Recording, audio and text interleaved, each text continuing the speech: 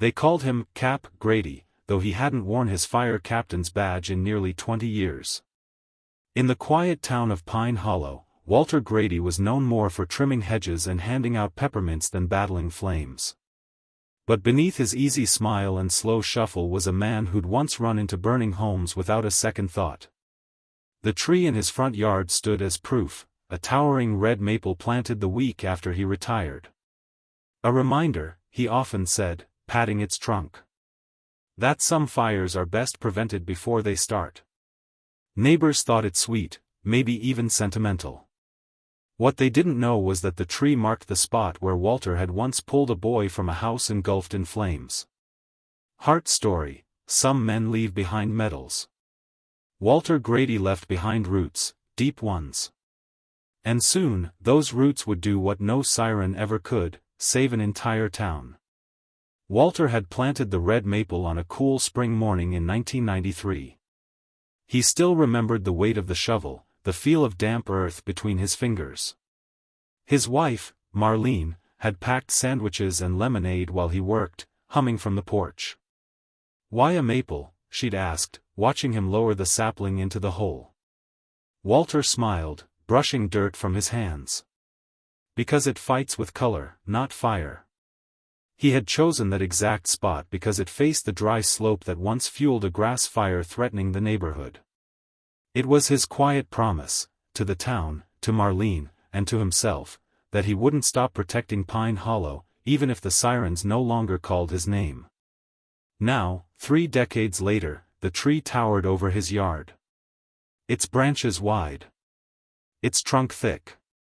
A silent sentinel that had never needed to prove its worth, until the day it did. Through the years, neighbors chuckled kindly as Walter watered the maple, mulched its base, even spoke to it like an old friend. "That man treats that tree better than most treat their lawns," Mrs. Kelsey often whispered over her morning walk. But Walter didn't mind. He believed in preparation, whether it was a house, a hydrant, or a seedling. "Trees remember things," he once told a curious paperboy. "They grow through storms and hold the line when we can't." Every autumn, the maple exploded in a blaze of red and gold that turned the street into a postcard. Kids took photos under it. Couples kissed beneath it. But to Walter, it was more than beautiful, it was purposeful. A legacy not written in headlines or medals, but in bark and branch. And as another dry summer settled over Pine Hollow, the old captain had no idea that soon, his tree would be called to duty. It started with a breeze, dry, restless, and unfamiliar. Walter noticed it one morning as he sat on his porch sipping coffee, the wind tugging at his newspaper with a sharpness that didn't belong to July. The air held a tension he couldn't explain, like the pause before a bell rings. Pine Hollow had seen dry spells before, but this one felt different. Lawns crackled underfoot. Leaves turned brittle too early. The scent of pine lost its sweetness, replaced by something metallic, uneasy. Walter squinted toward the hills beyond town, where dry grass swayed in nervous waves. Old instincts stirred in his chest, ones he hadn't needed in years. He rose slowly, walked to the maple, and ran his hand down its bark. "You feel it too, don't you?" he murmured. The tree stood still, but Walter could have sworn the air around it grew heavier, as if the land itself was bracing for something it remembered all too well. Walter didn't waste time. That afternoon, he pulled out his old hose, tested the pressure, and cleared dead brush from the edge of his lawn. He knocked on a few doors, gently urging neighbors to trim back their hedges and clear dry leaves from gutters. Most smiled politely but brushed him off. "Cap, we haven't had a wildfire around here in 20 years, one man chuckled. "Besides, we've got the new station now." Walter nodded, but the pit in his stomach remained. Fire didn't care about confidence. It respected nothing but readiness. That night, he reviewed the weather report, noting wind patterns, humidity, and lightning forecasts. The newscaster smiled through the segment, calling it another scorcher, but Walter heard something else, warning bells ringing through the quiet. He glanced out the window, the maple silhouette dark against the sky. It stood like a soldier on post. And Walter knew, something was coming. He just didn't know when. The following evening, just as the sun dipped behind the hills, Walter caught the first scent, faint, acrid, unmistakable. Smoke. Not from a barbecue or chimney, but from dry timber burning fast and far. He stepped into the yard, eyes scanning the horizon until he saw it, a thin line of gray smudging the sky's edge, curling upward like a warning finger. Moments later, the town's emergency alert tone buzzed through phones and radios. Brush fire reported in the Northern Ridge area. Conditions dry and shifting. Stay alert. Walter's breath caught. That ridge fed directly into Pine Hollow if the winds turned. He looked to his maple tree, now casting a long shadow across the lawn. Its branches trembled slightly, not from wind, but from the rising heat beyond the hills. The fire hadn't reached them yet. But it was moving. Fast. And when it came, Pine Hollow would discover the strength of something planted decades earlier. By morning, the hills beyond Pine Hollow glowed with a sinister orange line. The fire had tripled overnight, fueled by dry winds and brittle underbrush. Walter stood at the edge of his driveway, garden hose in hand, watching as neighbors scrambled. Sirens wailed in the distance, and a haze had settled over the town like a bad memory. He didn't wait for instructions. He filled buckets, soaked towels, and checked on elderly neighbors, guiding them toward the community center, which had just been converted into an evacuation site. "Not our first rodeo," he muttered, though it had been decades. Then he turned to the maple. Its branches reached toward the dry ridge like arms bracing for impact. He walked over and gently touched its trunk. "You ready, old friend?" The wind howled in response, carrying with it a single ash flake that landed on Walter's porch. The front line of the fire had arrived. Flames reached the outskirts by noon, licking at fences and dried brush with terrifying speed. Firefighters positioned themselves at key junctions, but the narrow road and changing winds made it impossible to cover every home. As embers rained down like sparks from a forge, Walter noticed something remarkable. The fire was bending. Slowing. Right at the edge of his yard. The giant maple tree, his quiet sentinel, was acting as a wind buffer. Its thick crown and damp root bed, kept watered for decades, created a natural barrier. Embers that landed beneath it fizzled out in moist mulch. Its shade cooled the ground just enough to resist the flame's hunger. Fire crews, seeing the effect, rerouted their defense lines around Walter's yard, using it as a base to stop the spread. What had been a sentimental tree was now a strategic fortress. And for the first time, the town began to understand what Walter had planted all those years ago. As the fire slowed near Walter's property, more residents rushed in with hoses, rakes, and shovels. They followed his lead, creating a firebreak that extended from the base of the maple outward. The old captain stood in the center of it all, barking directions like he had during his firefighting days, calm, sharp, commanding. Teenagers who once rolled their eyes at the tree guy now shoveled dirt and poured water where he pointed. Firefighters set up a mobile station beside the maple, using its shade to cool overheated gear. When dusk fell, the fire had been held back, just yards from the nearest home. Exhausted but safe, neighbors gathered beneath the maple, many seeing it not as a tree anymore, but as a symbol. Walter leaned against its trunk, sweat on his brow, eyes glassy. He didn't say, "I told you so." He just whispered, "Good work, old friend." And the tree, as always, stood silent and steady. The morning after the fire was strangely quiet. Smoke still curled in distant hills, but Pine Hollow had been spared. Ash dusted the sidewalks like gray snow, and the scent of burned pine lingered in the breeze. But what stood untouched in the middle of it all was Walter's yard, and the red maple, now darkened with soot but still upright, strong, and green at its core. News traveled fast. By noon, a reporter from the county paper arrived, scribbling furiously as neighbors pointed to the tree and told the story. "It stopped the fire," one said. "No, he stopped the fire," another replied, nodding toward Walter. But Walter waved it off. "It was teamwork. Me, the tree, and all of you." Still, no one could deny it, that maple had changed the outcome. And the town, once indifferent to its presence, now looked at it with newfound reverence. By midweek, the town council had voted unanimously to recognize Walter and his maple tree as community assets. A local artist offered to paint a mural on the firehouse wall depicting the great tree sheltering the town. Children wrote thank you notes in crayon, slipping them under Walter's door. Some simply drew the maple, red leaves blazing against an orange sky. But Walter remained humble. He didn't want speeches or plaques. "I didn't plant it for attention," he told the reporter gently.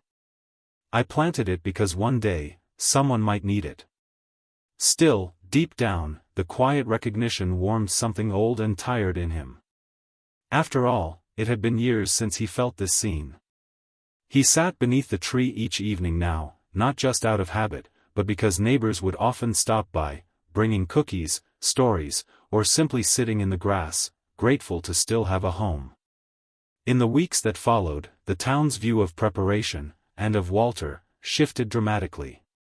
Young families began planting trees of their own, asking Walter which species were best for wind resistance and root depth. The hardware store reported a spike in mulch, hoses, and gardening tools.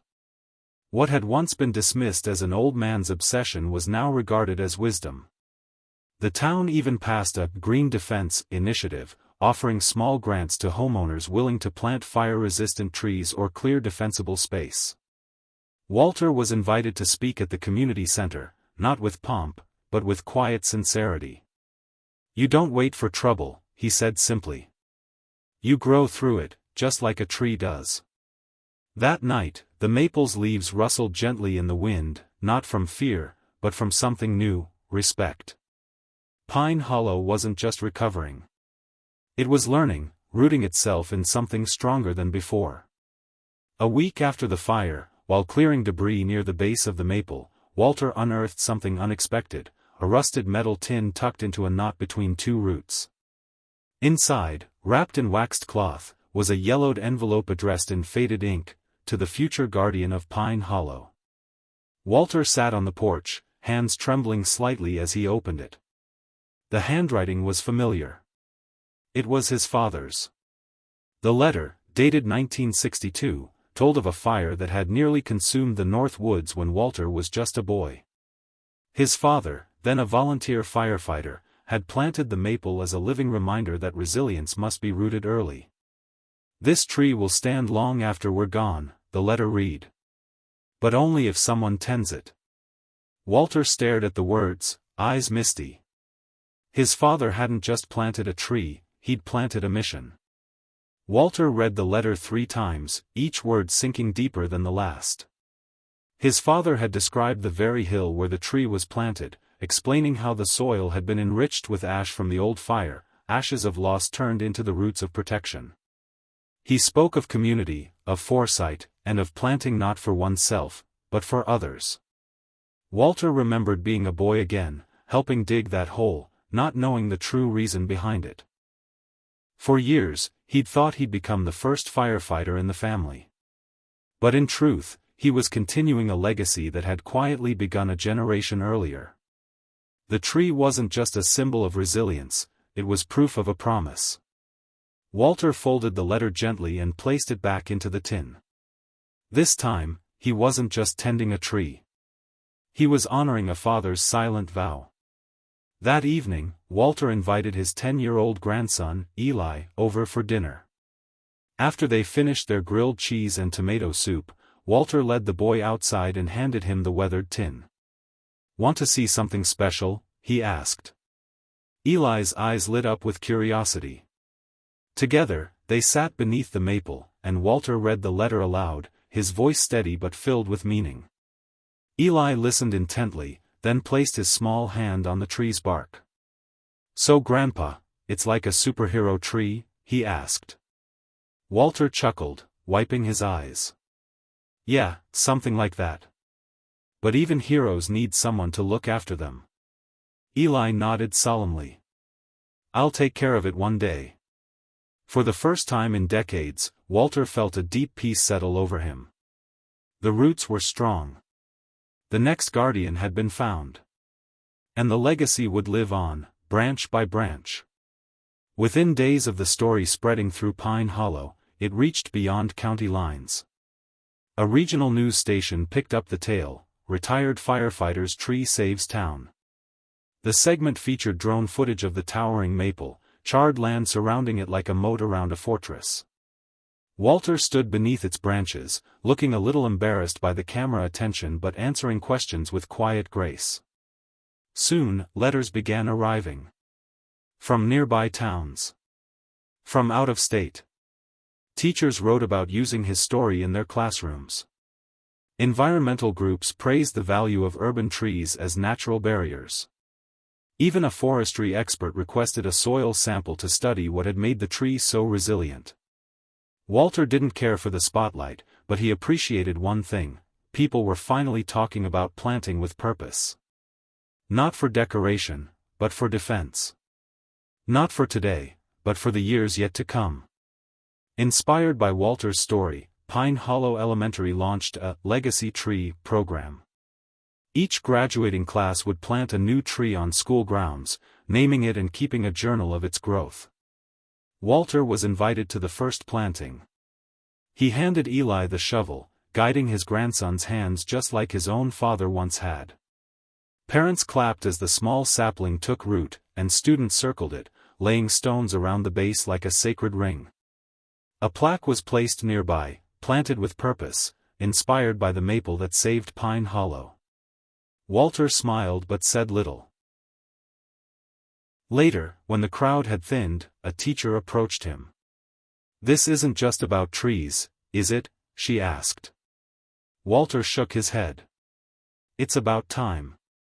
And care. And planting something now so someone else can breathe easier later." She nodded.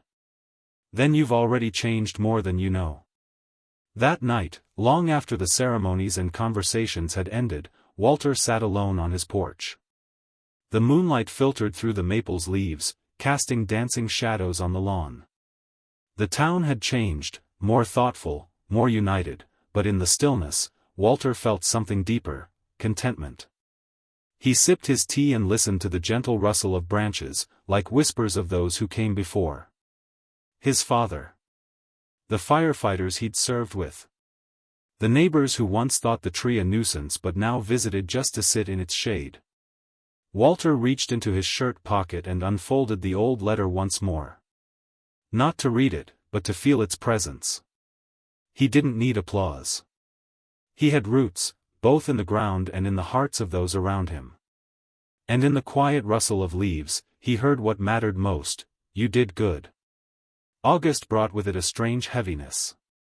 The skies darkened earlier, and the local news began warning of a tropical storm building off the coast. Pine Hollow wasn't directly in its path, but rural towns knew better than to trust forecasts alone. Walter watched the weather with quiet vigilance, noting how the wind shifted slightly each day. The birds grew restless, and the maple's top branches began to sway in longer, slower arcs. Eli noticed too. "Is another fire coming?" he asked, eyes wide. Walter shook his head. "Not fire this time. But water can be just as wild." He spent the next day checking gutters, moving tools, and quietly reinforcing the maple's base with fresh mulch. In the air, there was a hum, part electricity, part instinct. Nature was speaking again. And this time, Walter knew to listen with everything he had. As the storm inched closer, Pine Hollow buzzed with uneasy energy. The grocery store ran low on bottled water, sandbags lined storefronts, and neighbors double-checked each other's windows. Walter spent the afternoon helping a young couple tie down their porch swing, showing them how to brace their garage door against wind pressure. At the firehouse, the new chief, barely 30, called Walter in for advice. "You've seen worse, right?" he asked. Walter gave a soft smile. "Worse comes when folks ignore the signs. You're not doing that, so you're already ahead." He shared how storms could uproot not just trees but people's sense of security, and how to restore it took more than tarps and plywood. By sunset, the air had shifted again. Thick. Pressed down like a held breath. The town had learned to plant. Now, it would have to learn to endure.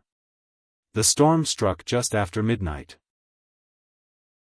Rain lashed sideways against rooftops, and wind howled through Pine Hollow like a freight train gone off its rails. Power flickered, then failed entirely, plunging the town into darkness. Walter sat in his armchair, flashlight ready, transistor radio crackling updates beside him. He didn't try to sleep, he just listened. A loud crack split the air, followed by the distant crash of something heavy. Then another. Across town, tree limbs snapped, fences fell, shingles ripped like paper. But through it all, Walter's maple held. He could feel it, how its roots gripped the earth, how its wide arms broke the wind's fury. At one point, he opened his front door just to see it. The maple stood tall, defiant in the chaos, rain pouring over its leaves like baptism. And in that moment, Walter whispered, "Still here." By dawn, the worst had passed. Pine Hollow woke to silence, no birdsong, no engines, just the soft drip of water from broken gutters and soaked eaves. Streets were littered with branches, shingles, and debris, but miraculously, no one had been seriously hurt. Walter stepped outside, boots sinking slightly into the muddy lawn. The maple tree stood proud, its wide limbs sheltering not just his house, but the neighbors too. Eli came running down the street, breathless. "It's still standing," he shouted, hugging Walter's waist. Together, they walked the block, checking on neighbors.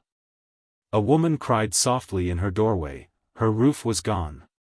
Walter handed her a tarp. Another man offered coffee brewed over a camping stove.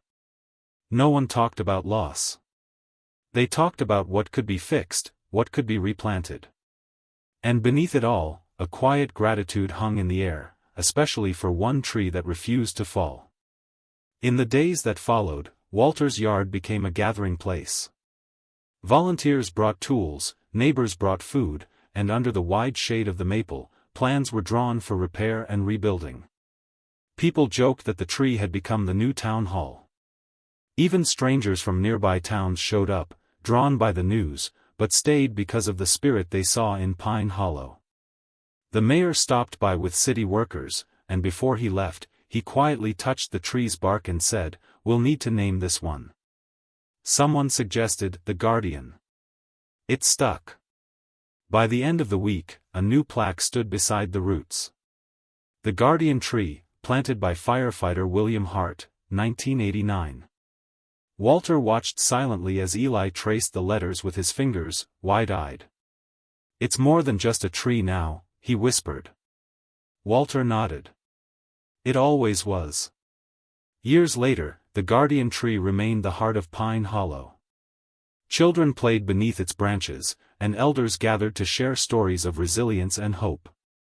Walter often sat nearby, watching new generations grow up with the knowledge that protection sometimes comes from patience and care. The tree had become more than a symbol, it was a living legacy, a testament to a retired firefighter's quiet courage and foresight. As the sun set behind its glowing leaves, Walter whispered to the breeze, "Thank you for standing strong. If you believe in stories of quiet heroism and lasting impact, please like, share, and subscribe. Together, we can celebrate those who protect us in ways big and small, one story at a time."